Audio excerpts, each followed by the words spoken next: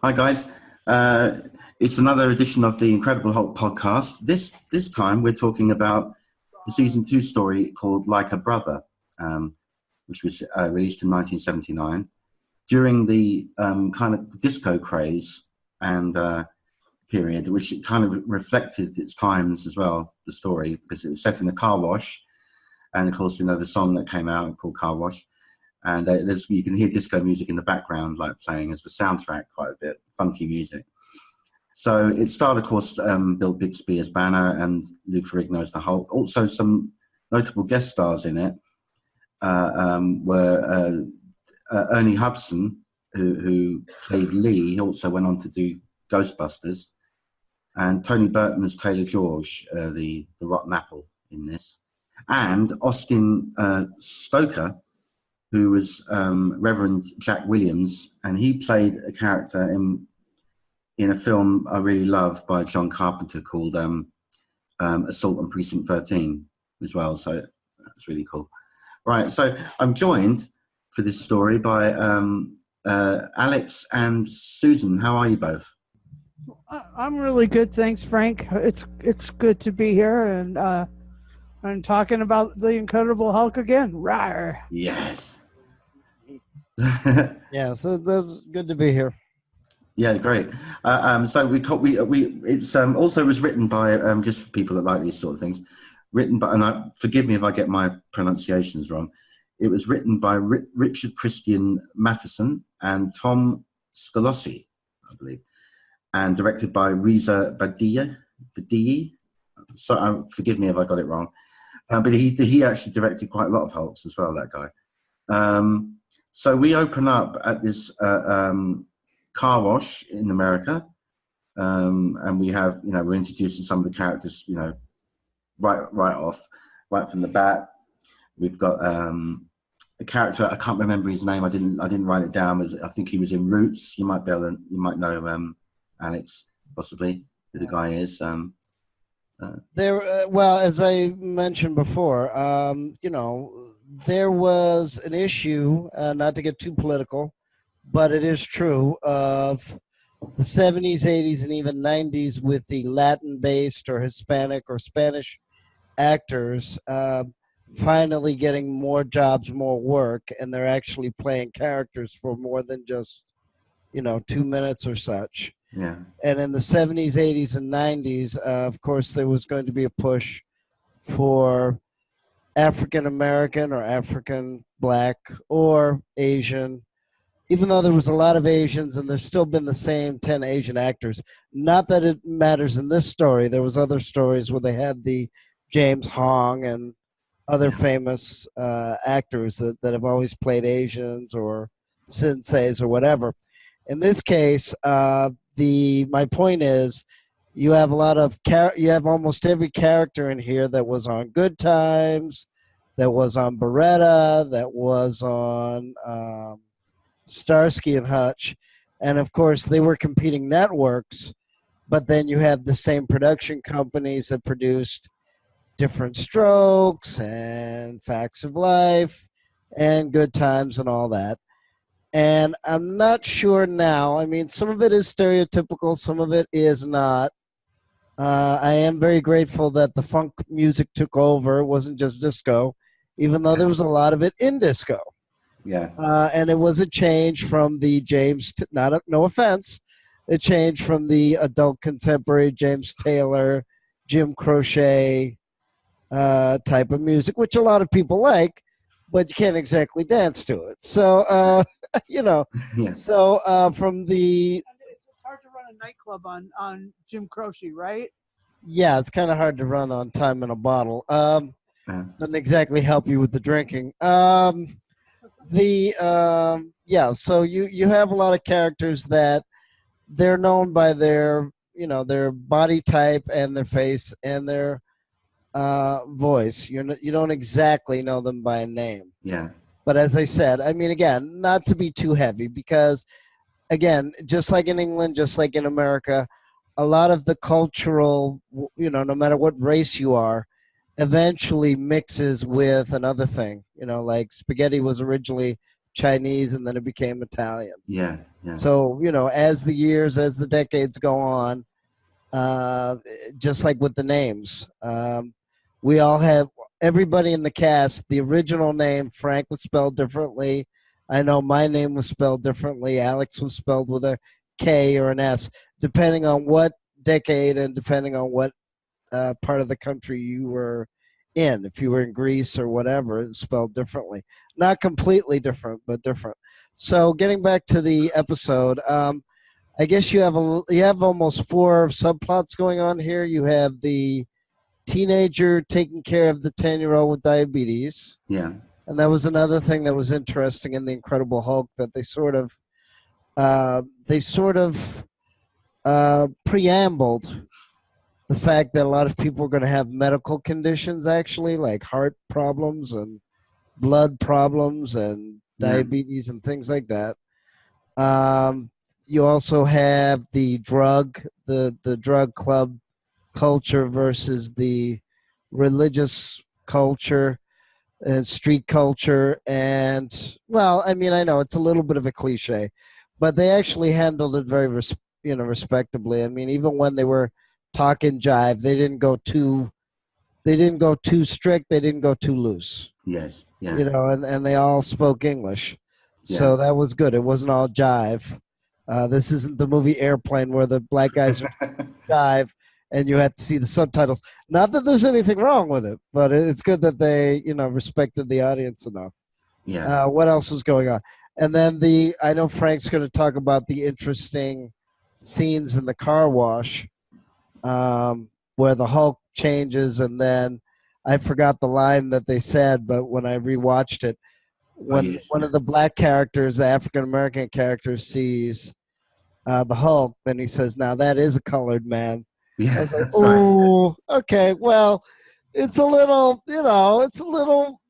but that's okay. I mean, remember too that this was based on a comic book, and Stan Lee and other contemporaries were trying to be more modern. They weren't trying to be so ultra conservative or ultra, 1950s viewpoint of the world.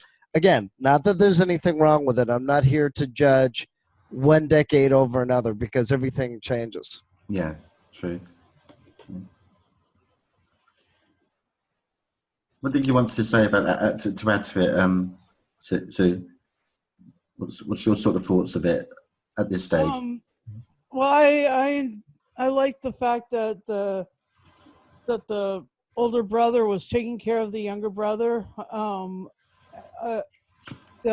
Everybody in their family had died or disappeared or whatever. Yeah, the mum and dad had died. Well, the dad had left, didn't he, when he was young, and the mother died, I think. Of diabetes. Yes. Yeah. Yeah. Yeah. So I mean, it was, and the bar owner was supplying him with insulin was pretty trippy. Oh yeah. I mean, it wasn't like, a normal situation where someone that self-centered and out for themselves wouldn't really, it just doesn't make any sense that he'd be helping him, the younger kid take care of him, whatever. I don't know. That's just my theory.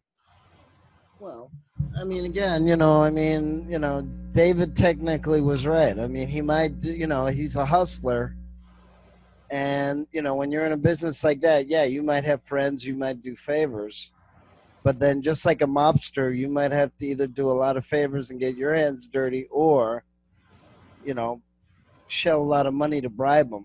Yes. So, I mean, that's the other question, too, that in the episode, there was a little bit of jealousy going on between the club owner and the Reverend, too. So, I mean, in that sense, it was very streetwise that, you could probably find a buddy that'll do you favors, but then the problem is, when he comes calling or when he comes to collect and the kid, I don't know if he was 6 or 10 years old, I'm not sure. There's a scene where they pull the kid into his room, go brush your teeth or whatever until we tell you to come out. Yeah. And the next scene is the guy that had pushed him into the room gently had put like $10 or whatever, and the kid immediately pulls it out of his clothes and throws it Or on is the it? Yeah. floor like trash. So I mean, yeah, they unfortunately in a city situation you may run into a lot of hustlers and a lot of people that are sort of, and that was kind of also interesting. And the fact that David was trying to help them and the adults around didn't like that. And they also Yeah. didn't like that, they did mention, well, you don't exactly fit in here and things like that, which, So there was like like, yeah. a sort of initial skepticism about David, wasn't there, at the beginning? And not so Well, much no, from the yeah. two other guys, but from the guy that played Mike mostly. But to be honest, David doesn't fit in anywhere. I mean, there's nobody like him in the whole wide world, in the whole wide universe, right? So yeah, so it's impossible. He's got this whole wonderful other side of his personality, and I liked it that he came out in this thing twice. First one was in the bar, and then he calmed down and put on clothes again, and then he was underneath the car in the car wash, and then he came out through the engine compartment, He did. lifting the whole engine compartment with him. I like that because Taylor George was like admiring his car as it come out. Yeah, he's like, There's my baby." beauty. And next minute the engine's the whole thing's wrecked. Well, no, I mean, again, remember that this is 79. And remember that this is the same or similar, production companies. And, they were trying to go to the other side of it. So, I mean, yeah, as far as, again, that's the other issue, too, that a comic book would actually address that more. And then you see toward the end that they're friends and they're doing the, soul brother, handshake thing and all that. Yeah. I mean, again, it's, not to criticize, not to politicize, not to say that one is better than the other. But I mean, obviously, there was political changes, there were cultural changes. So, so they're going to, they probably wanted to address it, in a way. But like I said, I think they did a pretty good job. I mean, there wasn't too much jive going on. Yeah, true. Yeah. Oh, and the other thing that was interesting was Definitely. this whole thing with like the bracelet, that friendship bracelet Yes. Yeah. that the one guy gave to the other guy, and then the other guy gave to the kid, and the kid And then gave to David. And just it kept going around until somebody finally threw it away. And I was just like, ridiculous. I was like, don't throw away perfectly good jewelry. Come on. Yeah, it was a nice little handmade little bracelet thing, wasn't it? I thought, yeah. Well, it was also funny that the kid, couldn't put two and two together and figure out that David was the Incredible Hulk, because you did notice there was a few scenes where the kid even said to David, that shirt doesn't fit you. Yeah, that's right. So that's another, little joke thing. But they're even making little jokes at their own show at that point. And then it does remind me too, and I don't know if they did this on purpose or not, of after the car wash and just before the Beretta actor that used to play the pimp on Beretta, before he said, now there's a colored man, referring to the Hulk as green, right. That there was a kid in a stroller. Yes, that's right. And it's very funny how the Hulk was, a little bit serious at first, but you almost wondered if there had been another 10 minutes if the Hulk wouldn't have played with the, with the little girl. Yeah. I mean, she was scared at first, but, she started smiling. As they looked into each other's eyes, there was a little, I was like, wow, is he going to come out with a rattle, Yeah, it's a nice little moment, that was. Yeah, that was an adorable little Again, moment. these little tender moments he has, after the cooling off period. And the smile that yeah, he made you smile. He cracked into his little smile. And was cute. I mean, it was just, who knew that the Hulk could be a cutie? I mean, that was just amazing. Let's see the gentle giant, really, in the long run. He's just very misunderstood. Yes. And people are scared of him initially, but actually, he's bit of a big softy underneath it. Uh-huh. You know. I mean, he has. I don't know if they did it on purpose or if they were trying to. But there's other stories like the time that David was in the wheelchair, and he did change in the Incredible Hulk, and the Hulk was unsteady on his feet. You know, he didn't. Still had a problem from it. Yeah, he didn't. He wasn't able to run. There was other times like when people have been shooting guns or whatever, that he seems a bit confused, and I don't know. I mean, actually, that's pretty good acting for somebody that doesn't have any physical words or physical lines to say. Yeah. But it's funny how sometimes, I don't know if it's a gentle giant, I don't know if it's a little bit of Frankenstein. I don't know if Stan Lee had to sort of advise. But it is kind of funny how, just like with a baby or with a kid, there's more than 4 or 5 years where, it's nonverbal communication. And, if we're talking about a child, they have to, look you up and down. They have to get comfortable. They have to get used to you. They have to recognize you, But once they do, if they really like you, they'll start smiling and they'll jump up and down, or they'll be excited, or they'll wave their arms or wave their hands, So it's kind of funny that you don't always think about the fact that there's nonverbal cues. Like when somebody looks at you, or when somebody's actually listening to you, or they want to give you something, or you're eating, or all these, parts of humanity that we kind of ignore a little bit because we're so busy talking or inventing things or making money, that, you do actually have to notice people. And that's kind of important, not only with babies and children and teenage, but everybody. So it's kind of funny how the Incredible Hulk has a lot of moments where he's saved children, he's saved women. He's the other time when we were talking about that episode where he was trapped in the car. Oh yeah, Hulk saves the other guy that was tied up. It's not That's like right. talking to him or whatever. Yeah. He just knew right away to lift him out of the car, and stuff like that. So he must retain some. As I say, it's a bit debatable about how much memory he retains from either Banner or Hulk to Banner. But there must be something that carries over, because he, for instance, in this Hulk out at the car wash, after he changes back to Banner, he remembered the conversation he had that that Bobby, the boy, rang the car wash and said he was feeling really sick and he needed help. Yeah. So he knew where to go back to the house and run in there, and help him. Well, I mean, again, that's the other interesting thing about, Spider-Man and the Incredible Hulk and the Fantastic Four is that, again, it depends on how intellectual you want to get. But again, there's different levels of being awake. There's different levels of being asleep. There is, again, people don't, that's part of the reason why people drink coffee, actually, is it's actually to trick the mind into being more awake. Yeah.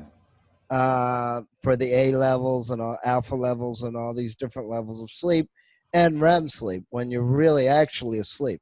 You really are actually asleep. And most times you're not even supposed to have any sounds wake you up technically. But it's also sensory as well. So, you could be mad, you could be sad, but there's many different levels and degrees. So just because you're full of rage, hopefully, if somebody said something important, you could still hear it. I don't know if your mind would necessarily understand it or stop. But hopefully you wouldn't be in a blind rage or in a murderous rage or, anger or whatever. So sometimes you can see that he's just mad. Sometimes you can see that he's, furious. You know what I mean? So again, I don't know if the Hulk is actually operating on, different levels. And if you're smart and if you're educated, and as we know, David Banner or Bruce Banner is very educated, that that eventually, especially if you read meditation, philosophy, even religion, you're supposed to take whatever energy you have and turn it toward the positive. Yeah. And the funny thing is the Hulk almost always turns it toward the positive. He almost never hurts or kills any humans. He'll destroy things, And I don't know if they did that on purpose for the censors or not. I think so. Yeah, yeah, But even in the comics, I didn't read but most of the issues, especially when it got famous from the TV show being around, he didn't really, attack or kill people as a general rule. I think he still did it because the comics wanted to be a little different. They didn't want to sanitize it, altogether, because I know I read some of them. yeah. But again, I'm sure that, even though it's a little different, they had a Spider-Man TV show, even though it was horrible special effects. It makes the Hulk look like a movie. It's so bad. And they also had Wonder Woman, which had pretty good special effects and settings, except for the third year where they went, yeah, I know it's a different company, but I'm saying it's superheroes and it's on television. Yeah. And people forget that back then, even with the Batman show, they were trying to humanize it and make it comical and make it, relatable. Yeah, yeah. So even though it's not as pretty or as impressive or as, spectacular, they actually did have good actors for the time, considering it was a TV show and considering the period and considering that most people weren't running to have computer special effects because it was too expensive. But I actually like that because that part of it was real. They had to do a camera trick or they had to hire somebody to, manipulate. And that's the other funny thing, how they were always able to do the transformation without giving the whole thing away most times, Yes. or how they were able to sort of make it funny, scary, but not terrifying in most cases, except for that, what was it, Prometheus, the evil Hulk or whatever. That episode always scared me.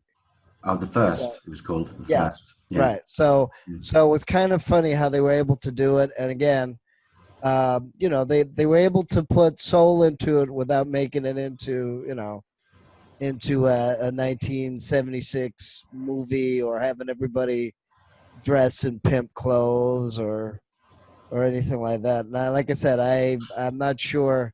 I don't know if they did that on purpose or not. But like I said, there was a lot of episodes, like we already did with the veterans and all that, where they did show a lot of restraint and common sense and respect. They didn't go one extreme or the other. Yeah. And you can say that about the the treatment of the different ethnicities in this one, because they didn't harp on the fact that these guys were African American. They harped on the fact that these guys were slimy, no good, downright awful people. And the other thing that they harped on is that the ties between Bruce or David and the kid, and David and the other guys were as strong as their family and other stuff. And so, but a temporary thing, because once again there's David walking off into the distance at the end, all by himself. Yeah. And what does he do? Just switch to a different neighborhood in Los Angeles? It's like, it's just like walking around the city, kind of. Yeah. Anyway, that's just my theory. I thought it was interesting. Getting back to the story, when he was saying that they came to George came to see Taylor. George comes to see Mike and the boy, and you mentioned about the boy throwing the money away in the bathroom and all that. But it's interesting, now it's time for Mike to pay the debt because he's been relying on Taylor George to bring the insulin for the boy, and he feels really caught now. He's caught up between this moral situation he's in. He doesn't want his brother to get any more sick. He can't pay for the medicine himself very easily because there's too many questions they ask about his parents and this, that, and the other. So he has to deliver this parcel. When he asks questions about what it is, they get a little bit shirty with him. You don't need to know anything what's inside that parcel. Oh, right, okay. So literally, it's a parcel that he has to deliver to the Reverend's youth centre, and obviously blow the place up. So there he is, and that's the bit where you see that friendship bracelet and the parcel, and he's looking from left to right at it, deciding the fate. Which way do I go?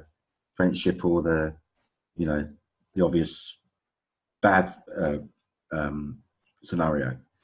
But we cut away from that, and then we see, David with the two guys from the car wash coming to visit Taylor George, asking where Mike is, and then things get array in there. They've got this Black Panther in there as well, which we saw earlier on, roaming around on a lead.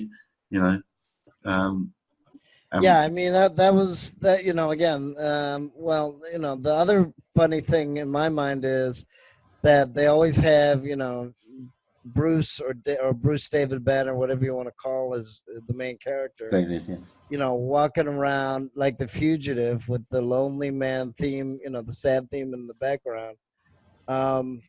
Yeah, I mean, the sequence there, one of the guys says, "Oh, I can't do it, parole," and yeah, that was kind of interesting. Worried about, Yeah, that was kind of interesting too, how they dealt with the police, and they didn't, they were all very, very respectful. I was kind of like, okay, so, did they just decide to finish the scene, or did they decide that, the cop versus the neighborhood, or the cop versus, whatever differences the characters might have had? Yeah. It's not time to, fix that. It's just to, unify the 5 blocks, because that's the other thing too. I mean, unfortunately in the city, just like with the hustlers, you have situations where either things aren't fixed or they're not resolved, or you sort of have to encourage people to, to do things, to build restaurants or build a park or whatever. And that isn't addressed in this story necessarily, but they did mention it. The pastor did mention that, he was bought out by Taylor George, and he couldn't run the center immediately, the way that he wanted. So they sort of addressed it, but then again, they didn't. And I think that was another question, ironically, in Beretta and in other TV shows and movies of 1974 to 1986 of, that's the other question. Do you sort of have to bribe people to improve the city? I know that's not a main question here in this episode, but you know what I mean? I mean, it's sort of, it was another question, and that's probably why the Taylor George character wanted to blow up the center, and thank goodness it didn't do any real damage. Yeah. Do you think that the Black Panther was actually a Marvel nod to Black Panther the character? I don't know. I'm not sure. It's not. It would be very, very loose nod, I would think. All right. Very loose. It's possible. It's possible. Yeah. I think there was even. I read recently there was even a couple of characters that they thought there was a subtle nod, even though it wasn't made obvious at all, to the character like the Punisher and things like that. That they thought like some of the mercenary characters in the Hulk were the Punisher character or some other, very, very loosely based, but it was never ever, drip fed even as to what, as to whether that was the inspiration or not. I don't know. But. Well, no, I mean, you could have a pastiche, you could have an homage. Yeah. I don't know if it was really a nod to the Black Panther. I think it was more to the, it might have been more toward the, how can I say it? There was other albums at that year, 76, 79, where they had, Pretty Women or other characters on the album cover where they were in opulence. Like Roxy Music cover. Yeah, before they got to the 90s version of the gangster with the champagne and the rings and all that. There's always been an undercurrent of, let's have the peacock feathers with the blue and the purple or whatever and the green, or let's have the like I said, that was another thing that was interesting here is they didn't really do like the pimp fashions, which is funny because that was very in for films, is to show like the pink and the orange and the, Superfly and all Yeah, that yeah, type of. yeah. Even Blazing Saddles had a few scenes where they showed Cleavon Little in this, really, really fancy, sheriff's uniform and all that. So, I don't know if that was a little bit of the funk, as I like to call it, the funktastic, or the cap. Yeah, didn't they do that? Didn't Elton John do that in the 70s? Oh, Captain yeah, yeah. Fantastic, where he was always dressed in the Completely. huge glasses and the huge, Very, very colourful. platform. Yeah, the platform. So I think that was also part of the, 70s as well, is to be, funky and get down with your bad self. And like Yeah. I said, they had that in the episode, but they didn't dwell on it, and they didn't focus on it, which, like I said, I don't know if that was to keep the story together or to, keep it very grounded. Yeah, because the bad guys were just dressed in suits. you know. Well, no, sorry, Susan. They had a little bit of color. I mean, you could tell in Yeah, that but club. they were in fairly for the time Yeah, fairly snappy. yeah. I mean, you They could, weren't like right. I mean, yeah. wearing I big mean, hats and like big right. big Well, collars. no, I mean they toned it down. I mean, this isn't the one of the four movies of the Shaft franchise or Yeah. the Shaft TV series, which was also done by CBS, which is ironic enough. Hmm. But I'm saying you could see that they did a little bit of an homage to it, a little bit of a tribute to it, but they didn't go overboard like in a movie. In a movie No. it would have been, super pink, super purple, super orange. Yes. Yeah, they really would have gone for it. I mean, it really would have been big. Oh yeah. Okay. Have you got any sort of final thoughts on this now? So what do you Yeah, I think? really enjoyed the relationship that David developed between him and the family, the brothers, the two brothers. Yeah, I thought that was very well handled, actually. And I really loved the Hulk coming out of the engine compartment. Mostly, that was like probably the best part of it, because it is all about auto mechanics. When you're the Incredible Hulk. No, I'm just kidding. It's just like he grabbed the whole engine out. Yeah. I mean, it was lifted it above his head, and anybody who's done auto mechanics knows that is like 1 million pounds and impossible to remove without breaking your own back and using those Yeah. air gun tools. So I just don't know. That was cool. Anyway, He did it with no my- problem. Yeah. that's my bit. Yeah. No, like I Good said, bit. I do like the episode. Like I said, they did a very gentle juggle between trying to balance the subplots, the two main stories, the neighborhood, the two, competing, clubs. One is the religious club and the other one is the club. And it is kind of funny. I don't know if they did that on purpose or not, of the Hulk kind of almost crushing it, almost destroying the whole, Yeah. club, so that even if they had wanted to, they couldn't have had anybody over that night. You know what I mean? So, Yeah. and I think it was also a funny thing, just like in one of the Batman episodes with Catwoman, who's dressed in blue in that blue bodysuit, to have another guy, Batman, and also in a blue bodysuit, fighting the Tiger in that series, in that story. And here they have, the woman dressed up with the leash, releasing it with the Panther. And it's kind of funny how they didn't show, what the Hulk did with the Panther. The Panther was just sitting there, laying there, just all by, lonesome. It's like, and then, the way that the guys were so, they thought that they had him, and, they were all ready to, give each other five and give me some skin and all that. And then the door, really breaks down and it almost flies, against the wall. And then they're really, scared when the Hulk comes out. Yeah. He's not a happy camper. Not at all. Anyway, guys, I want to thank you both for joining me on this one. This has been quite an enjoyable one. It's really interesting how they weaved it all together, and I think this is a really good one. So I hope you guys enjoyed it too.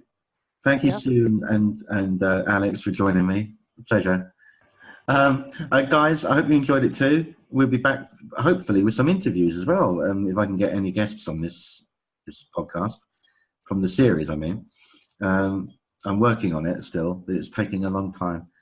But hopefully we'll have some surprises soon for you. Until then, guys, take care.